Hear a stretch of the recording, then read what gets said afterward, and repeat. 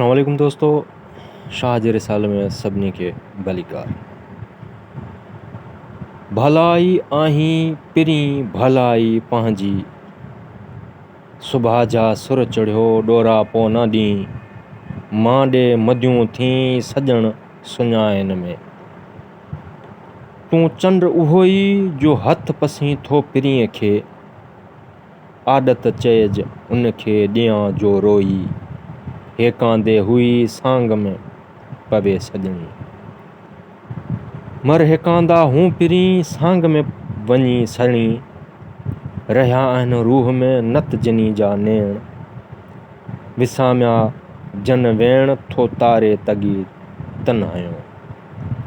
रात सुहाई भूं सई भाई घुरिजे भल, आहर में ए लाचयूं चंदन चरी चल, मूं तोई सी ॻाल्हड़ी ॿेई कंहिं मसल, हाकर कंदो हल त कुछाजूं करन खे। चोॾहीं चंड तूं उभरी सहसें करीं सींगार, पलक पिरियां जे न पड़ीं जे हीलन करीं हज़ार, जहिड़ो तूं सभ जमार तहिड़ो दम दोस्त जो।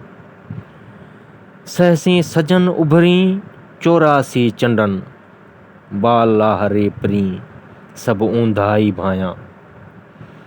चंड तुंहिंजी ज़ात पाड़ियां न पिरीं सी, तूं अछोम रात सजण नत सोझरा।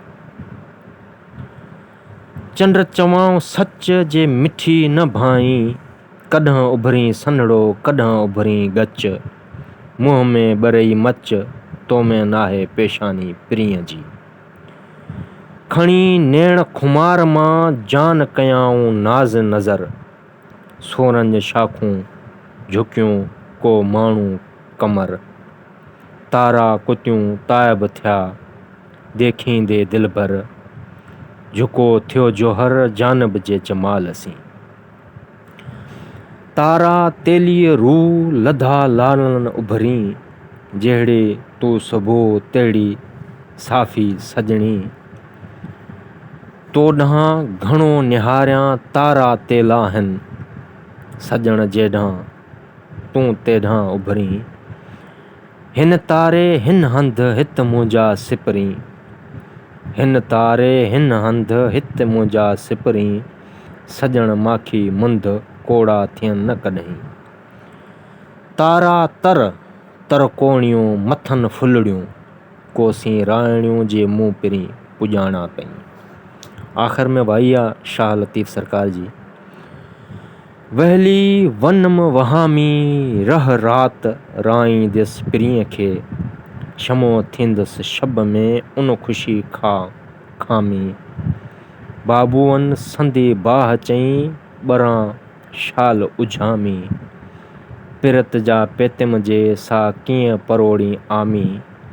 मूंखे मूं पिरीअ जो आहे दर्द दवामी, आहियां यार सैयद जो कान रहे का खामी। हूअ जा लऊं लतीफ़ चए मूंखे आहे मदामी, रोशन थियां रुञ में जे हुआं लऊं उन्ही लामी। कार्य सा कयाम सी होत जिन्हूं जो हामी, आयम तंहिं लोक सां जंहिंसी मां चवां सामी।